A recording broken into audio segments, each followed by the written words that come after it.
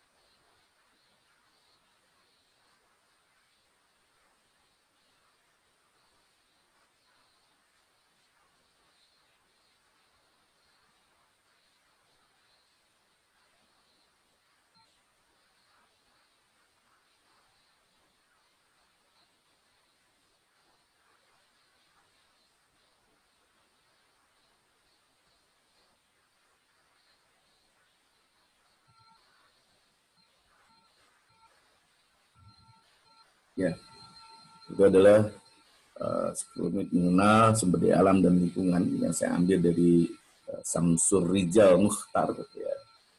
Dia sudah membuat gambaran besar bagaimana sumber daya alam dan lingkungan itu di keberadaannya, ya artinya ada dia punya potensi di Indonesia atau di dunia ini. Lalu kemudian dari keberadaannya kemudian dimanfaatkan untuk kepentingan sebesar-besar manfaat bagi manusia, tetapi kemudian ada dampak dari hasil pemanfaatannya tersebut, di mana pemanfaatannya dilakukan secara tidak ramah lingkungan misalnya, atau terlalu boros dan sebagainya, sehingga menimbulkan dampak terhadap lingkungan dan pada gilirannya akan berdampak kepada kita semua. Itu adalah satu gambaran besar kenapa ekonomi sumber daya alam dalam hal ini diharapkan mampu untuk memberikan jembatan dalam pengetahuan dan juga dalam kebijakan agar supaya pemanfaatan bisa dilakukan secara efektif, secara efisien, secara optimal dan juga berkelanjutan. Di konten ini adalah pemanfaatannya bisa dimanfaatkan untuk di masa sekarang dan juga di masa yang akan datang. Itu gambaran besar dari adanya video ini. Mungkin juga kalian akan bisa memahami setelah membaca ulang ataupun setelah melihat ulang gambaran videonya. Nah, saya akan langsung menuju ke perkuliahan saya hari ini tentang karakteristik dari sumber daya alam itu sendiri. Nah, kalau dilihat di Indonesia, kita punya sumber daya perikanan. Anakku sekalian, sumber daya perikanan ini bergerak dinamik sangat luar biasa dari sejak tahun 80-an gitu ya. Tahun 80-an Indonesia diduga atau diestimasi mempunyai potensi sumber daya ikan sebesar 6,4 juta ton per tahun ya. Lalu kemudian tahun arah 2000-an begitu, itu terutama pada zamannya 2014-an ya, itu bergerak menjadi 9 juta ton per tahun. Lalu kemudian terakhir tahun 2018 kemarin atau 2019 saya lupa ya, itu sampai kepada angka kepada 13 juta ton per tahun. Itu potensinya. Nah, kenapa ada perubahan seperti itu, anakku sekalian? Tentu saja tidak serta-merta memberikan angka yang sebesar itu. Ini akan disebabkan oleh ada teknologi yang semakin berkembang gitu, sehingga kemampuan atau keakuratan data yang dihasilkan untuk menghasilkan estimasi dari sebuah sumber daya itu menjadi lebih baik seperti itu. Bukan sumber dayanya yang meningkat, karena kan pastinya kalau kita bicara terkait dengan pemanfaatan, kalau pemanfaatannya dilakukan secara berkelanjutan, tentu saja sumber daya itu akan semakin menipis begitu. Ilustrasinya nanti akan saya sampaikan. Tetapi secara keseluruhan, karena potensi ini dibangun atas dasar estimasi berbasis kepada pengetahuan yang semakin berkembang, yang notabene dulu misalnya belum ada kemampuan untuk melakukan deteksi A misalnya terkait dengan klorofil misalnya, lalu dari klorofil tersebut dikonversi menjadi biomasa, dan biomasa akan menghadirkan nutrien yang kemudian dimangsa oleh ikan-ikan gitu, juvenilia, nanti juvenilia akan dimakan oleh ikan yang lebih besar dan sebagainya. Nah, kemampuan inilah yang kemudian membuat kita semua bisa memahami bahwa perkembangan ilmu pengetahuan bisa menambah kemampuan kita untuk mendeteksi, untuk mengestimasi dari sebuah sumber daya. Nah, perikanan, anakku sekalian, terkait dengan perikanan tentu saja kita akan berpikir bahwa keberadaan sumber daya ikan ini lama-kelamaan dengan semakin banyaknya manusia yang membutuhkan ikan, maka ketersediaan di alam pasti akan semakin berkurang. Kalau kalian lihat di gambar paling bawah ini, kalau kita bicara terkait dengan masa lampau, kemudian masa sekarang, dan juga masa yang akan datang, future ini, tentu saja ketersediaan dari sumber daya ikan di masa lampau sangat-sangat melimpah. Kalian bisa bayangkan begini, kalau kalian punya akuarium diisi dengan misalnya 2 jenis saja, jenis betina dan juga jantan. suatu ketika kalau kita tidak memanfaatkan ikan-ikan tersebut, dia akan berkembang, ya akan berkembang menjadi semakin banyak gitu. Kalau tidak ada yang diambil begitu ya, kan di akuarium tersebut semakin banyak, ya. Akhirnya bisa saja akuarium tersebut penuh dengan ikan tersebut. Gitu. Nah itulah yang kemudian terjadi ketika sumber daya, tentu saja ada kematian ya, ada kematian alami dan sebagainya. Nah ini juga terjadi di alam seperti itu. Nah di alam kematian itu dibagi dua. Yang pertama adalah kematian alami akibat akibat memang intrinsiknya dia, begitu, karakteristiknya dia, misalnya umurnya memang hanya sampai batas 2 tahun atau 3 tahun, misalnya seperti itu, dia akan mati sendiri, ya, atau mengalami ketuaan dan sebagainya. Tetapi dalam konteks perikanan ada yang dinamakan kematian oleh harvest, pemanfaatan atau penangkapan yang dilakukan oleh manusia. Nah, kematian inilah yang kemudian membuat kelimpahan dari sumber daya ikan yang ada di alam menjadi semakin sedikit seperti itu. Ya, oleh karena itu adalah berkembang kemudian ilmu yang membuat upaya untuk mengestimasi dengan menggunakan model yang dinamakan model Gordon. Ya, ada modelnya Skyper. Skyper bagaimana sebetulnya biomasa itu dipengaruhi oleh kemampuan dia untuk tumbuh dari sumber daya tersebut. Biasanya itu biomasa diekuivalensi dengan notasi X misalnya. Kemudian X itu sendiri dia tumbuh, itu berbasis kepada intrinsic growth rate-nya. Jadi intrinsic growth rate itu adalah bagaimana si ikan tersebut bisa tumbuh mencapai dewasa, itu ada pertumbuhannya, pertumbuhan biomasanya. Nah, itulah yang dinamakan intrinsic growth rate. Ya. Kemudian intrinsic growth rate ini akan dipengaruhi oleh yang dinamakan dengan carrying capacity atau dinotasikan sebagai K. Nah, carrying capacity ini adalah kemampuan dari alam untuk menyediakan habitat, dalam hal ini ada nutrien dan sebagainya. Nah, kemampuan inilah yang dinamakan dengan daya dukung lingkungan perairan. Nah, oleh karena itu ada sinkronisasi, ada interaksi sebetulnya antara ekosistem dan biota, dan pada gilirannya akan memberikan dampak kepada manusia karena manusia sebagai pemanfaat. Itulah yang kemudian anakku sekalian, kalau misalnya ini tidak dibangun atau tidak dikelola dengan baik, maka kemungkinan terbesar perubahan ataupun misalnya kelangkaan terhadap sumber daya perikanan itu akan terjadi. Nah, pada masa itu masa lampau. Nah, kemudian masa sekarang itu semakin menipis karena ada perkembangan manusia yang semakin meningkat dan juga ada konsumsi yang semakin besar juga gitu. Sehingga kemudian semakin ke depan kemungkinan juga akan semakin menipis. Karena manusia juga bersifat pertumbuhannya eksponensial, semakin lama semakin banyak begitu, kebutuhan dia akan semakin besar. Bayangkan misalnya tahun ini misalnya ada 7 miliar orang, di mana satu orangnya itu mempunyai kebutuhan misalnya taruh saja 100 kilo per tahun, maka dari yang harus disediakan oleh alam dalam hal ini itu tentu saja 100 kilo dikali dengan 1 miliar. Berarti kan ada 100 miliar. 100 miliar kilo. Ya, 100 miliar kilo atau 100 juta ton per tahun yang harus disiapkan, yang harus disediakan oleh alam begitu. Nah, pertanyaannya adalah apakah alam itu mampu memberikan kontribusi tersebut atau mensuplai tersebut? Tentu saja tidak. Karena tidak semua orang bisa mampu untuk mengambil menangkap ikan dengan sebesar itu. Tentu saja ada kemudian teknologi yang dibangun, ada yang dinamakan misalnya budidaya perikanan, di mana masih terbatas begitu, karena jenis-jenis yang dibudidayakan juga terbatas. Nah, inilah yang kemudian membangunkan kita semua bahwa perikanan ini tidak hanya melulu soal penangkapan, tapi juga bisa budidaya. Tetapi kemudian bukan berarti meninggalkan penangkapan, karena tadi ada beberapa jenis ikan masih banyak begitu yang belum bisa dibudidayakan.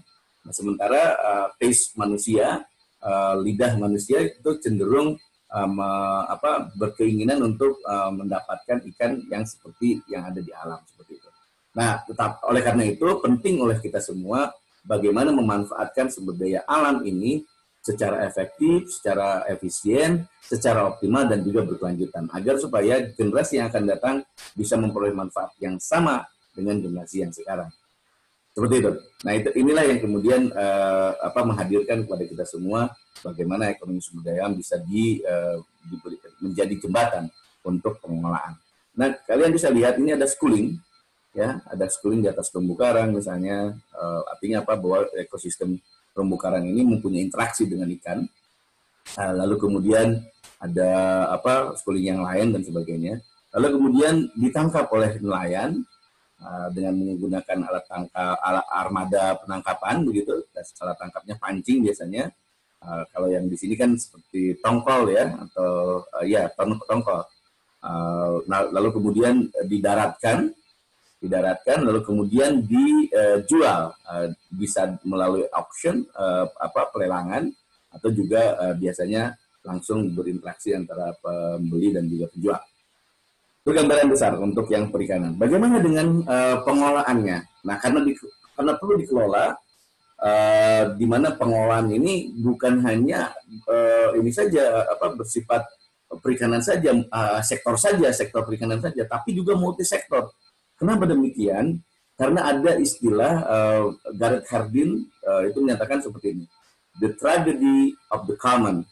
Jadi ada tragedi keumuman, di mana tragedi keumuman ini menganggap bahwa ikan itu punya tidak ada yang punya, ya, tidak ada yang punya, sehingga semua orang punya akses yang sama, semua orang bisa memanfaatkan ikan tersebut, ya.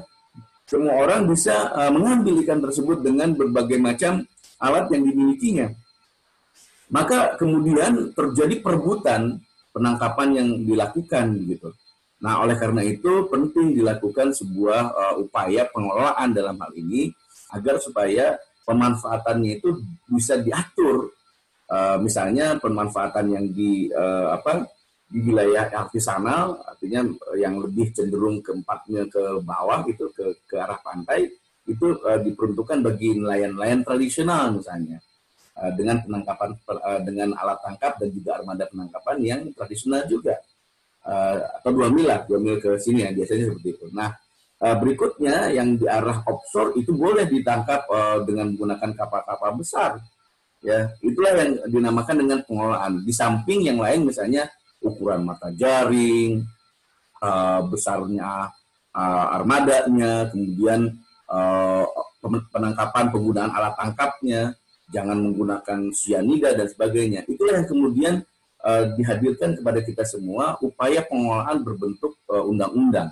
Nah, undang-undang perikanan dalam hal ini sudah diterbitkan, mengalami berbagai macam perkembangan, dimulai dari Undang-Undang Nomor 9 tahun 85 misalnya, terus kemudian terakhir adalah Undang-Undang Nomor 31 tahun 2004, Undang-Undang Perikanan. Nanti kita lihat lagi ya. Intinya ada undang-undang yang terkait dengan perikanan. Nah, anakku sekalian, itulah pola karakteristik yang ingin saya sampaikan, bahwa ada sumber daya, terus kemudian juga ada pengelolaan. Lalu kalau kita lihat lagi berikutnya adalah yang gambar ini. Kalau kita lihat ini kan seperti hutan ya, tapi hutannya karena tertanam dengan rapi, ya, biasanya merupakan hutan produksi begitu.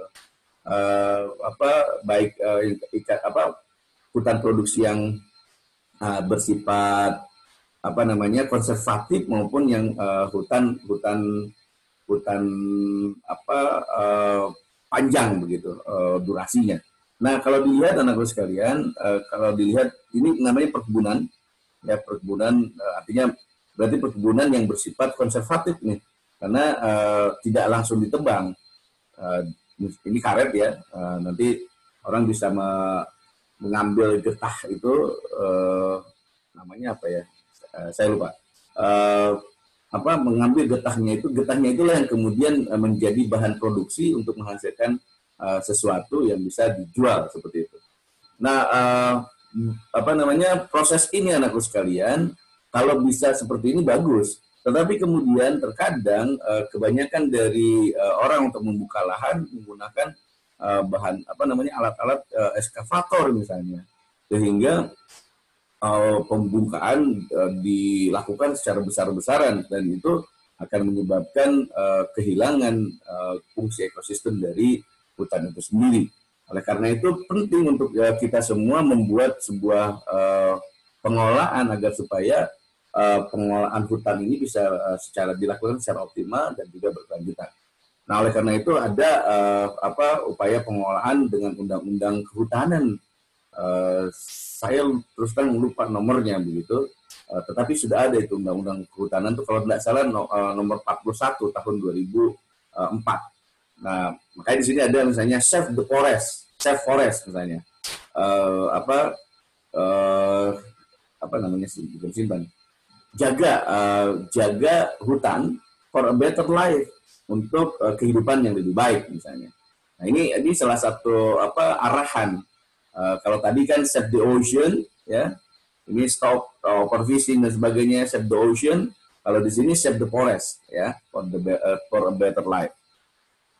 Anak-anak sekalian, berikutnya sumber daya yang akan saya sampaikan adalah sumber daya air.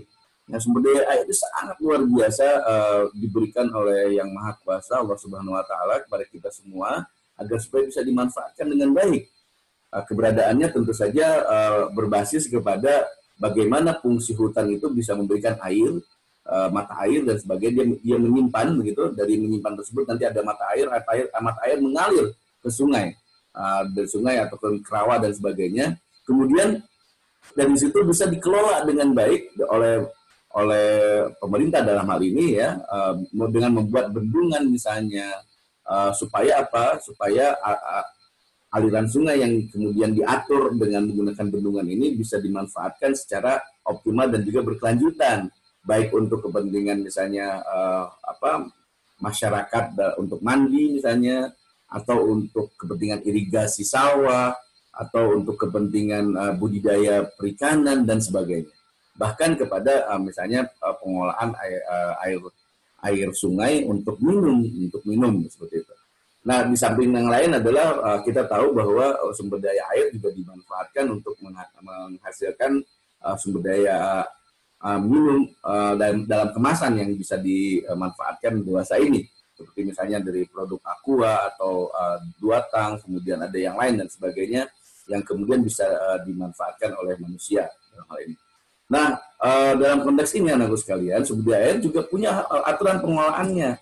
Nah, dengan menggunakan Undang-Undang Nomor 7 Tahun 2004 tentang sumber daya air, ya, pengelolaan sumber daya air dilakukan dengan upaya merencanakan misalnya perencanaan hutan dikonservasi supaya dia bisa memberikan manfaat sebagai penyerap air yang kemudian akan menjadi mata air misalnya. Lalu dari konteks perencanaan juga dia harus dilaksanakan, diimplementasikan, jangan hanya sekedar direncanakan, tapi harus ada implementasinya. Nah, implementasi kemudian dipantau agar supaya apa? Agar supaya pengelolaan sumber daya air yang dilakukan itu sesuai dengan keinginan ataupun sesuai dengan perencanaan yang direncanakan. Pemantauan ini kemudian dievaluasi agar supaya ketahuan apakah pelaksanaan dari pengelolaan sumber daya air itu sudah sesuai dengan norma-norma pembangunan berkelanjutan atau tidak.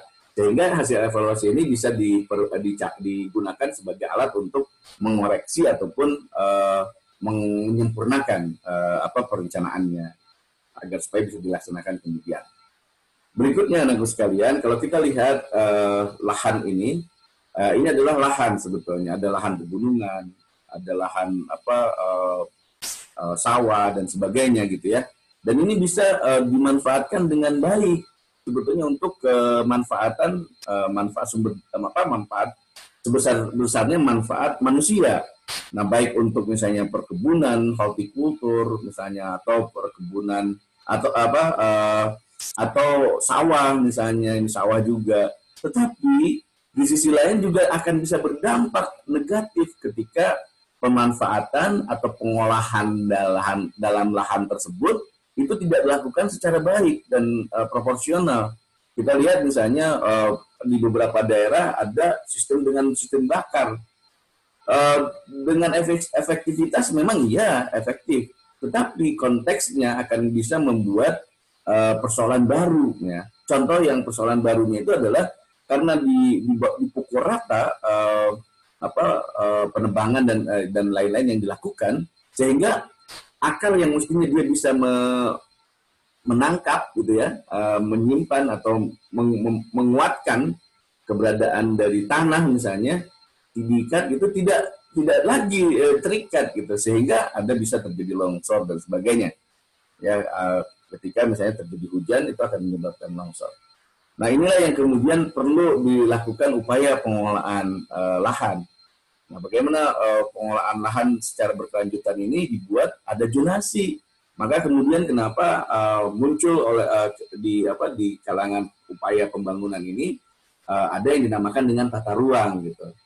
Bagaimana ada yang dikonservasi supaya dia tetap bisa menjalankan fungsinya untuk melindungi dan sebagainya. Kemudian ada yang zonanya ada zona budidaya juga begitu, zona budidaya yang bersifat kelerengan misalnya.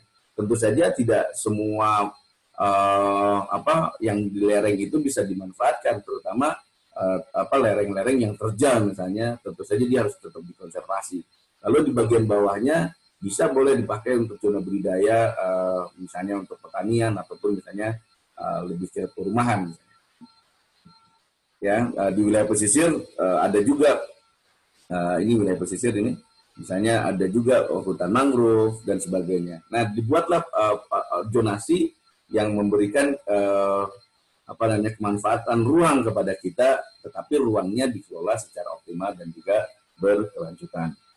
Nah, berikutnya kita tahu kita punya sumber daya mineral dan energi. Nah, sumber daya mineral dan energi ini ada dua, ada yang di lautan, ada juga yang di daratan. Kalau di lautan misalnya offshore mining dalam konteks offshore oil and gas misalnya.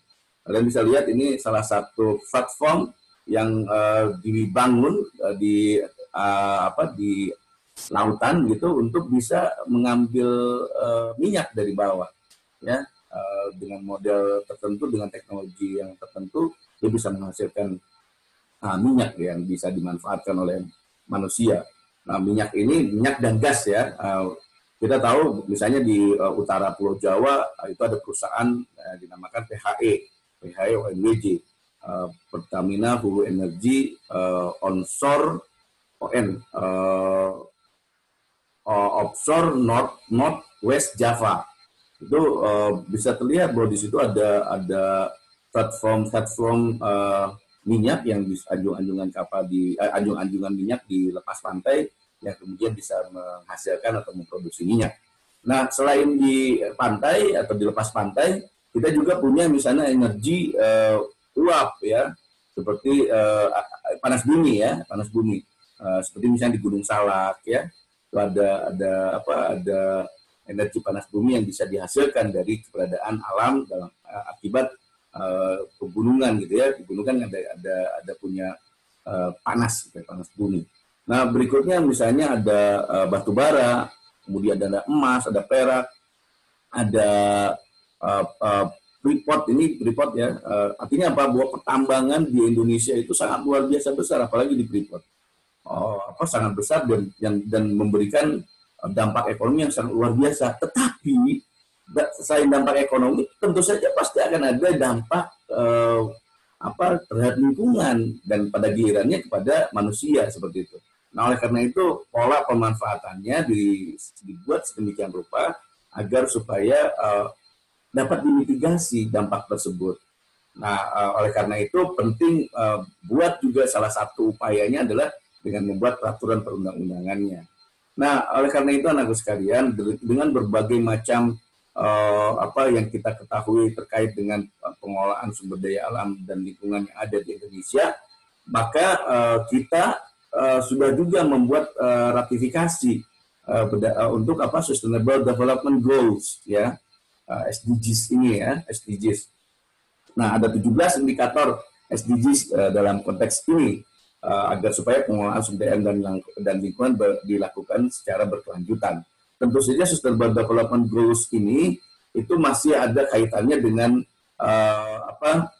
Sustainable Development yang dikembangkan sejak tahun 1987. ya terkait dengan sustainable development, di mana ada kunci keberlanjutan sumber daya itu harus ada pemanfaatan kemanfaatan itu harus bisa dimanfaatkan generasi yang akan datang masih bisa memanfaatkan minimal sama dengan generasi yang sekarang.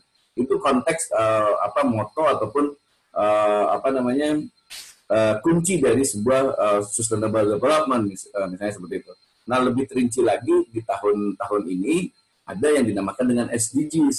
SDGs ini terdiri dari 17 indikator yang diperlukan agar supaya pengelolaan secara berkelanjutan itu bisa diukur begitu. Dimulai dari misalnya no poverty, ya, tidak ada kemiskinan, kemudian zero hunger, tidak ada kelaparan, kemudian good health and well-being misalnya, hidup yang sehat dan juga sejahtera, quality education misalnya, pendidikan yang berkualitas sampai kepada partnership for the goal. Partnership for the goal ini misalnya kemitraan untuk mencapai tujuan dalam SDGs ini, hubungannya dengan bagaimana pola koordinasi antar stakeholder itu bisa dijalankan supaya SDG ini atau pembangunan berkelanjutan ini bisa dicapai dengan baik. Nah, berdasarkan 17 indikator itu. Itulah yang kemudian menghadirkan kepada kita semua bahwa kita perlu melihat ini sebagai satu langkah, bukan hanya langkah untuk negara kita, tetapi kemudian langkah untuk dunia. Karena semua negara yang ada di dunia ini melakukan juga Sustainable Development Goals ini. Ya, mungkin itu yang pengantarnya. Lalu bagaimana kita perlu untuk mengetahui klasifikasi sumber daya alam ini? Ya, klasifikasi sumber daya alam ini kita perlu dulu mengetahui penggunaannya. Jadi ada sumber daya alam, natural resources, ada sumber daya yang dibudidayakan, buatan, culture, dan yang terakhir adalah manusia. Nah, di mana kemudian pembagian di atas 3 faktor produksi umum ini, kalau dalam konteks bahasa ekonomi disebut ada lahan, land, ada kapital, terus kemudian ada tenaga kerja. Nah, ini berdasarkan Setiawan Wangtrup tahun 1968. Lalu klasifikasi sumber daya alam itu sendiri berdasarkan Profesor Fauji dalam bukunya Ekonomi Sumber Daya Alam dan Lingkungan tahun 2004, sumber daya alam dibagi ke skala pertumbuhan dan juga kegunaan akhir. Nah, pada akhirnya kalau kita lihat secara keseluruhan pada skala pertumbuhan itu ada cadangan dan aliran. Kemudian cadangan itu sendiri ada yang bisa dikonsumsi habis, ada yang didaur ulang. Contoh-contohnya ada di bawahnya. Kemudian aliran atau flow, ada yang titik kritis, ada yang tidak ada titik kritis. Nah, aliran ini ikan salah satu masuk di dalamnya, tapi dia punya ada titik kritis. Makanya kenapa kemudian ada disebut logistik pertumbuhannya, karena ada titik kritis di tengah, di maksimum begitu. Nah, ada sumber daya lain berdasarkan kegunaan. Nah, kegunaan ini ada sumber daya mineral, ada sumber daya energi. Nah, sementara sumber daya mineral misalnya ada material metalik, ada material non metalik misalnya. Nah, misalnya untuk yang material metalik ada emas, besi. Sementara untuk material non metalik ada air dan pasir. Nah, untuk kegunaan air berikutnya ada sumber daya energi yang bersifat dihasilkan oleh alam. Dalam hal ini misalnya energi surya dan sebagainya. Nah, ini klasifikasi sumber daya berdasarkan Fauji tahun 2004. Lalu jenis dan peluang sumber daya kelautan dan perikanan seperti apa? Hampir sama, ya sama saja gitu ya. Sumber daya kelautan ada skala pertumbuhan waktu, ada skala pertumbuhan, ada kegunaan akhir. Nah, dijelaskan juga ada minyak lepas pantai dan sebagainya sampai kepada energi pasang surut. Ya. Nah, berikutnya pengukuran ketersediaan sumber daya alam itu diukur dengan berbagai macam cara begitu ya. Ada pengukuran dilaksanakan bila mana sumber daya yang akan diukur telah terdefinisi. Kalau itu bisa didefinisikan maka bisa diukur. Nah, pola pengukurannya itu antaranya adalah pengukuran untuk sumber daya yang tidak dapat diperbarui atau bersifat stok atau tidak terbarukan. Sementara yang kedua adalah pengukuran untuk sumber daya alam yang dapat diperbarui atau yang bersifat aliran atau dapat diperbarui. Artinya memang ini berbasis kepada dua hal. Kalau yang tadi pengukuran bagi yang tidak dapat diperbarui, batasannya adalah stok. stoknya itu pasti akan habis suatu ketika. Nah, sementara untuk yang bersifat dapat diperbaharui, dia stok juga, tetapi stoknya itu bertumbuh. Maka harus di-maintain supaya pertumbuhannya itulah yang kemudian dijadikan pemanfaatan oleh masyarakat atau manusia dalam hal ini. Nah, pengukuran ketersediaan bersifat cadangan dalam konteks stok berdasarkan stok itu untuk yang tadi ya, untuk yang yang tidak dapat diperbaharui. Pertama adalah ada sumber daya hipotetik. Jadi diestimasi dulu, belum diketahui itu depositnya berapa. Cuman kita punya hipotetik bahwa itu ada ya. Ada misalnya pengukuran sumber daya biasanya dilakukan dengan mengeksploitasi laju pertumbuhan produksi atau cadangan terbukti pada periode sebelumnya. Nah, itu hipotetik ya, hipotetik itu berarti estimasi. Lalu ada spekulatif.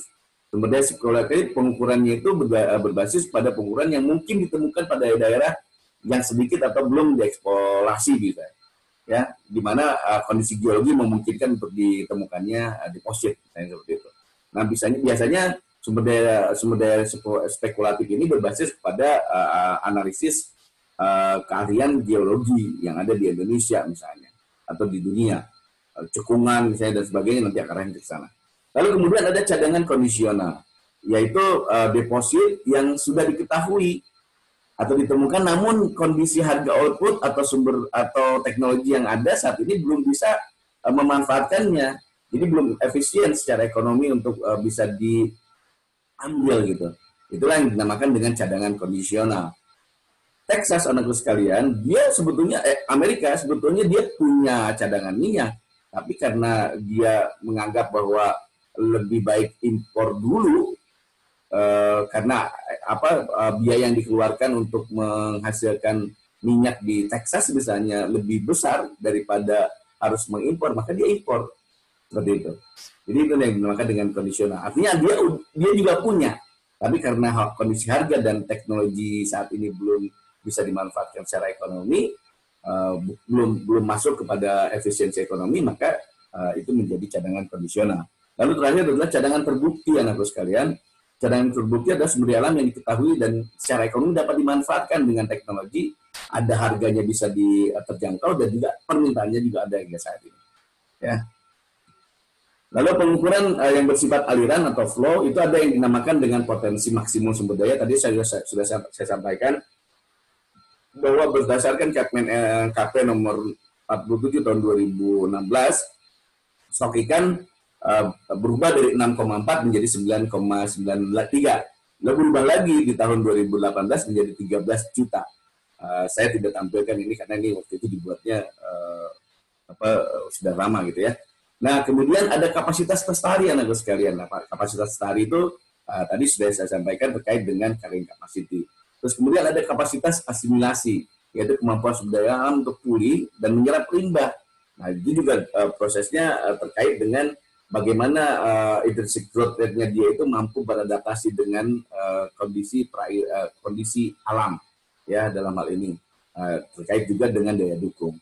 Lalu terakhir, betul-betul daya dukungnya adalah bahwa lingkungan mempunyai kapasitas maksimum untuk mendukung suatu pertumbuhan organisme. Misalnya ikan di kolam, tumbuh secara positif bila mana daya dukung lingkungan masih jauh lebih besar. Pertumbuhan terus-menerus dan menimbulkan kompetensi ruang. Nah, tadi kan sudah saya sampaikan misalnya dalam satu akuarium kalau terus-terusan didiamkan, itu akan menimbulkan kematian juga. Akibat dia sudah tidak ada ruang untuk bergerak dan sebagainya. Di samping juga makanan yang ada di situ tidak lagi mampu untuk mendukung pertumbuhan dari sebuah sumber daya. Lalu anakku sekalian, ada pengukuran kelangkaan sumber daya alam. Umumnya tingkat kelangkaan diukur berdasarkan pertama menghitung cadangan ekonomis yang tersedia, dibagi menjadi tingkat ekstraksi. Lalu kemudian ada kelemahan teknik ini karena belum memperhitungkan aspek ekonomi di dalamnya, yaitu harga dan biaya ekstraksi. Nah, dalam hal ini contohnya adalah jika sumber daya alam langka, maka kemungkinan orang ekonomi konvensional itu menyatakan suplainya langka, harga pasti akan naik. Nah, konsumsi akan berkurang. Karena harga naik, konsumsi akan berkurang. Ketika konsumsi akan berkurang, berarti permintaan berkurang. Maka ekstraksi juga akan berkurang. Nah, sehingga faktor pembagi dalam pengukuran fisik ini di atas menjadi kecil gitu. Nah, terjadi bias dan kesimpulan nantinya akan keliru. Karena seolah-olah misalnya sisa ekonomi sumber daya kemudian menjadi panjang dan SDA tidak lagi menjadi langka. Padahal dia sudah diekstraksi, ya, seperti itu. Nah, oleh karena itu Henley tahun 97 menyarankan penggunaan pengukuran moneter dengan cara menghitung harga real. Nanti dijelaskan harga real, bagaimana menghitungnya, unit cost-nya, dan rente ekonomi dari sebuah sumber daya. Nah, anakku sekalian, konteks masih dari Profesor Fauji, ada tipologi kelangkaan. Tipologi kelangkaan itu dibuat sedemikian rupa mulai dari kiri, misalnya stok sumber daya dan juga biaya ekstraksi. Nah, stok kan dia terbatas. Ada juga yang tidak terbatas. Ya, yang terbatas kan berarti kan ada stok yang tidak dapat diperbaharui begitu. Nah, yang tidak terbatas ada lagi begitu kan. Nah, tetapi kemudian anakku sekalian, dalam konteks biaya ekstraksi itu ada 3. Tidak meningkat sepanjang waktu, dan meningkat seiring dengan ekstraksi kumulatif. Nah, 3 kondisi ini coba kita sinkronisasi. Apa yang terjadi begitu ya. Nah, ketika dia stoknya terbatas, stok sumber daya yang terbatas, dan biaya ekstraksi tidak meningkat sepanjang waktu, maka dalam hal ini kelangkaan stok Malthusian yang terjadi. Ya, kelangkaan stok Malthusian yang terjadi. Artinya bahwa dia harus dikonservasi gitu konteksnya, ya, karena memang nggak bisa lain, berarti ya sudah dia harus dijaga, ya, stoknya tuh. Nah, nggak usah dimanfaatkan maksudnya. Lalu kemudian ada biaya ekstraksi meningkat sepanjang waktu. Nah, di sini bermain ada Malthusian flow scarcity, ya. Jadi kelangkaan sumber daya Malthusian gitu, aliran Malthusian gitu. Jadi konteksnya bisa nanti saya buatkan ini saya buatkan contohnya ya. Nah, kemudian ketika stok sumber daya tidak terbatas, lalu kemudian ada biaya ekstraksi sepanjang waktu meningkat, maka terjadi Ricardian flow scarcity. Kemudian jika stok sumber dayanya tidak terbatas, kemudian biaya ekstraksinya meningkat seiring dengan ekstraksi kumulatif, maka Ricardian stock scarcity. Contohnya adalah seperti ini. Contohnya nanti akan saya sampaikan lah ya. Untuk sementara kalian pahami dulu bahwa tipologi kelangkaan itu ada 4 akhirnya. Pertama berbasis kepada Malthusian stock scarcity. Scarcity berdasarkan stok Malthus. Kemudian ada Malthusian flow scarcity, kelangkaan berbasis kepada flow Malthusian. Kemudian ada Ricardian flow scarcity, kelangkaan aliran dari Ricardian. Yang terakhir adalah Ricardian stock scarcity atau kelangkaan stok akibat dari yang disampaikan oleh Ricardi. Oke. Nah, ada keterkaitan antara sumber daya alam dan aktivitas ekonomi, anak sekalian, bahwa sumber daya alam dan lingkungan ini itu akan menghasilkan produksi dan juga konsumsi. Nah, kalau kita lihat alirannya bisa dibilang itu I ya, I itu adalah pemanfaatan gitu ya. Nah, pemanfaatan nanti diproduksi, dari hasil produksi tersebut kemudian juga dikonsumsi begitu. Nah, dari sumber daya alam langsung juga dikonsumsi. Nah, dari konsumsi ini anakku sekalian tentu saja nanti akan ada limbah. Selain juga limbah akibat produksi. Jadi pemanfaatan sumber daya alam dilakukan, ada limbah, tidak menghasilkan limbah. Nah, dalam konteks ini limbah ini kemudian bisa didaur ulang. Ya, didaur ulang untuk kemudian dia bisa menjadi level produksi lagi. Nah, nanti bisa dikonsumsi lagi. Tapi juga dari daur ulang ini dia pasti akan ada direduksi dengan adanya limbah kedua gitu. Nah, limbah ini anakku sekalian tentu saja ada yang bisa diproduksi, ada juga yang kemudian dikembalikan kepada alam agar supaya dia bisa mengurai. Tapi tidak semuanya limbah bisa terurai secara langsung di sumber daya alam. Maka kemudian akan menjadi dampak negatif ketika limbah itu tidak dikelola dengan baik. Nah, limbah ini anak sekalian, ada juga limbah residual. Ya, jadi limbah ini ada yang betul-betul tidak bisa didaur ulang, maka dia akan meminta alam supaya mendaur ulang dengan jangka waktu yang panjang juga. Nah, ini keterkaitan sebenarnya dan aktivitas ekonomi yang menghadirkan kepada kita semua ada kemungkinan ada nilai uang. Nah, coba tengok ya, sumber daya alam dimanfaatkan, produksi pasti adakan uang. Ada uang yang kemudian harus dikeluarkan untuk bisa memproduksinya. Lalu produksi tersebut untuk bisa dikonsumsi, nah pengonsumsinya dia harus mengeluarkan sejumlah uang untuk bisa mendapatkan hasil produksi ini. Demikian juga untuk mengkonsumsi langsung dari sumber daya alam, dia tidak akan serta-merta bisa memanfaatkan itu kalau tidak mengeluarkan sejumlah uang untuk misalnya minimal peralatan untuk memanfaatkannya. Secara keseluruhan itu anak sekalian yang bisa disampaikan pada pertemuan kedua ini, semoga bisa dimengerti dan bermanfaat. Selanjutnya kalian bisa baca ya terkait dengan pengelolaan sumber daya alam ini. Baik, demikian yang bisa disampaikan. Assalamualaikum warahmatullahi wabarakatuh.